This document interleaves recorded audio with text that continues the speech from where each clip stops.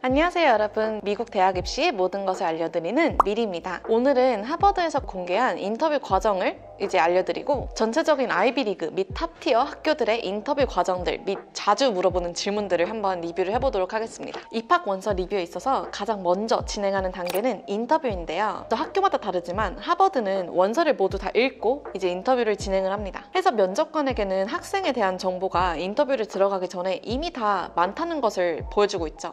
이것은 학교마다 다른데요. 예를 들어서 MIT 같은 경우는 이제 학생들의 정보 그리고 원서를 먼저 읽지 않고 바로 인터뷰를 들어가기 때문에 면접관들은 전혀 학생에 대한 정보를 알지 못하는데요. 그에 반해 하버드는 학생의 모든 정보를 알고 인터뷰에 들어갑니다. 인터뷰는 이제 하버드 알룸나이 아니면 AO, Admissions Officer가 보통 대체적으로 진행을 하는데요. 보통은 인터뷰가 직접 만나서 카페나 조금 캐주얼하게 사람 대 사람으로 만나서 진행을 하는데 보통 인터뷰는 1시간 정도 진행을 하는데 가이드북에서 나오는 질문들, 자주 물어보는 질문들을 질문을 할 수도 있고 아니면 자연스럽게 궁금한 질문들을 직접 질문을 할 수 있는데요.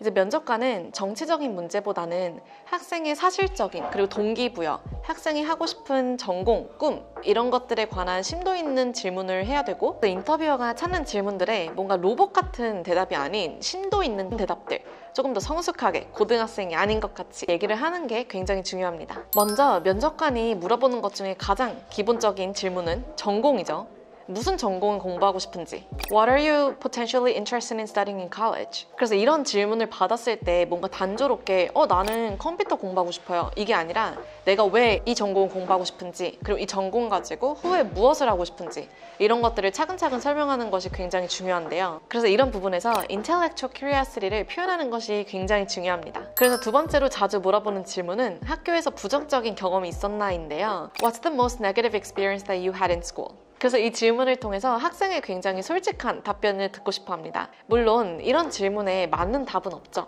하지만 이런 질문을 통해서 학생의 순발력을 보고 싶어하는 부분인데요. 이런 부정적인 경험 또한 나에게 도움이 되었는지 이런 부분을 차근차근 심도 있게 설명을 하는 점 굉장히 중요합니다. 왜냐하면 하버드 같은 탑티어 학교에 가면 분명히 이런 어려움이 또 존재를 할 것이고 이제 이 학생이 그런 어려움을 또 다른 배움의 문턱으로 사용할 수 있는지 보고 싶어하는 부분입니다. 자, 세 번째 자주 물어보는 질문. 학교에 없을 땐 무엇을 하나? What do you do when you're not in school? 보통 학생들이 두 가지 타입의 학생들이 있는데요. pinpointed 학생하고 그 다음에 well-rounded한 학생인데요. 이제 여기서 어떤 타입이 더 낫다가 아니라 내가 유니크한 모습을 보여줄 수 있는지 이런 게 굉장히 중요한데 이제 모든 학생들에서 보여지는 굉장히 티피컬한 게 아닌 나여서 보여줄 수 있는 거, 나여서 할 수 있는 거 그런 것들을 보여주는 것이 굉장히 중요합니다. 자, 네 번째 자주 물어보는 질문. 최근에 읽은 책이 무엇입니까? What have you read recently? 온라인 독서를 선호하십니까? 아니면 온라인으로 이제 블로그나 이런 책 같은 거를 굉장히 많이 접하십니까? 이런 종류의 질문들을 굉장히 많이 물어보는데요. 이제 이 질문들을 통해서 그냥 단순히 너한테 이제 가장 중요한 책 이런 걸 단순히 물어보는 것이 아니라 내가 지식을 어디서 얻는지 그리고 그 얻은 지식으로 내가 심도 있는 대화를 할 수 있는지 이런 부분들을 보는 겁니다. 이제 신문 이런 매체도 괜찮으니 그냥 내가 단순히 뭐 해리포터 책을 좋아한다 이런 것이 아닌 내가 지식을 여러 방면에서 얻고 또한 신문을 읽으면서 세상이 돌아가는 것들을 나 또한 관심을 가지고 있다 이런 성숙함을 보여주는 질문입니다. 자, 다섯 번째로 자주 물어보는 질문은 이제 최근에 무엇을 했는지 What have you done recently? 인데요. 이제 미국 학교들은 다이버시티를 굉장히 중요시 여기기 때문에 내가 여러 방면으로 다이버시티를 위해서 한 활동이 뭐가 있는지 이런 부분을 굉장히 중요하게 봅니다. 그리고 또한 내가 커뮤니티를 위해서 내가 기여를 했는지 이런 부분도 굉장히 중요한데요. 그리고 또한 사회적인 기여뿐만 아니라 이 학생의 미래의 비전 이런 것들도 물어보는데 예를 들어서 이런 거에 비슷한 질문들은 5년 후에 무엇을 할지 10년 후에 무엇을 할지 이런 질문들을 물어보면서 이 학생이 내가 단순히 대학을 가는 것이 아니라 대학을 사용해서 어디까지 가고 싶고 무엇이 되고 싶은지 이런 부분들도 봅니다. 자, 인터뷰 후에 이제 면접관은 무엇을 할까요? 면접관은 학생들이랑 인터뷰를 하고 나서 글을 이제 작성을 하는데요.